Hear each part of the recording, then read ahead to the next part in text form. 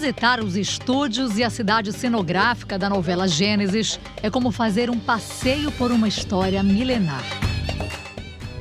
A quinta fase da trama vai mostrar a saga de Abraão rumo à Terra Prometida.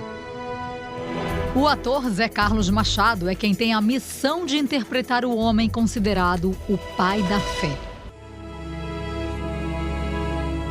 A viagem de Abraão começou 4.000 anos atrás com o pai dele, Terá. Você! Somos pessoas de bem a caminho de Canaã. A família vivia em Ur, uma cidade ao sul do atual Iraque, que já foi uma das maiores civilizações da antiguidade.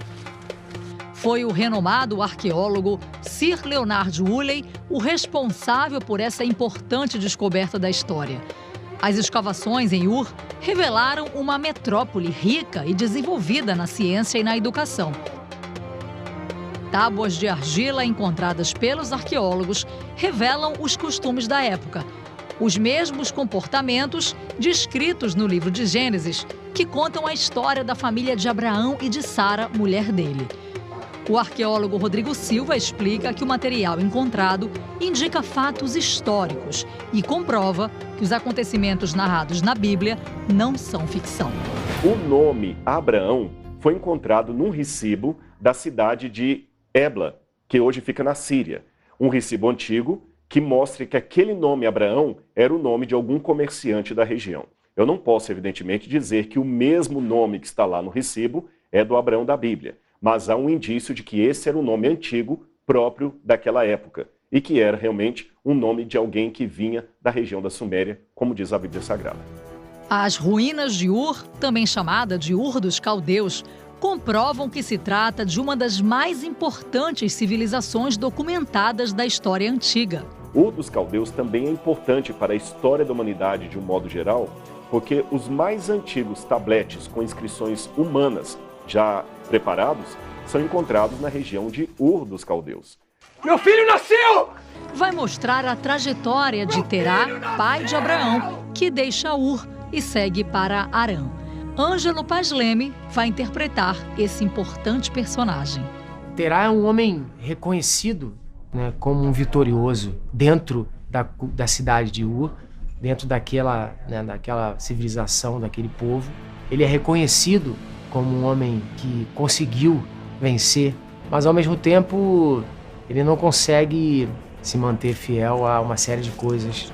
E isso vai criando um abismo, né, entre ele e a mulher, Amate, entre ele e os filhos, Harã e Abrão. Os registros bíblicos mostram que Abraão ouviu pela primeira vez o chamado de Deus quando tinha 75 anos. Ele não teve dúvidas, deixou para trás tudo o que tinha e seguiu as ordens de Deus. Vai com Deus, Abraão. Abraão vivia na casa dos pais. E ao viver na casa dos pais, Deus disse para ele, olha, para você ser quem eu quero, sai para ti. Significa, sai do conforto, sai do que você vive hoje e vai viver para você mesmo. Gênesis descreve também o drama de Sara, mulher de Abraão, que era infértil. E, diante da necessidade de ter filhos, uma exigência da época, Sara da Bíblia segue as leis estabelecidas na sociedade da época como descrito nos livros de história. Uma empregada, uma escrava, que daria filho no lugar dela. Seria assim, digamos, uma versão antiga da barriga de aluguel. Foi esse dispositivo legal que Sara arranjou para fazer com que Agar deitasse com seu marido. Isso que eu estou falando foi encontrado pelos arqueólogos em vários tabletes cuneiformes, por exemplo, em Eshnuna, Alalak, Mari, que mostram as leis que regiam o Oriente Médio naqueles tempos. Abraão e Sara não questionaram as dificuldades e partiram para uma viagem de anos. É uma jornada longa, com muitas dificuldades no meio do caminho, com muitos percalços. Imagina você no meio do deserto, tendo que enfrentar adversidades como tempestades de areia. Harã foi o ponto de partida para a caminhada de 800 quilômetros em direção a Canaã. A maior parte dessa travessia passa pelo deserto da Síria, país que tem as cidades mais antigas do mundo. Durante esse percurso, pisando em pedras, debaixo do sol forte, Abraão e os integrantes da caravana tiveram que aprender os costumes de povos do deserto, como os beduínos. Eles entendem do deserto como o índio entende da floresta amazônica. Então, assim como no Brasil, o referencial do mais antigo habitante dessa terra, que está acostumado com a floresta, é o índio, lá no Oriente Médio é o beduíno, que vive no deserto. Ele sabe tudo no deserto. Para descansar, Abraão e seus seguidores dormiam em tendas. Essa foi confeccionada à mão pelos beduínos e trazida de Marrocos para o estúdio no Rio de Janeiro. A tenda é toda feita de lã de cabra, um animal que tem características únicas que ajudam muito o povo do deserto. Quando acontece uma tempestade de areia, por exemplo, a lã cria uma espécie de barreira que impede a entrada na tenda. O mesmo acontece com a água. A umidade incha a lã, fazendo com que a chuva não atinja o interior da tenda. E tem ainda uma outra vantagem.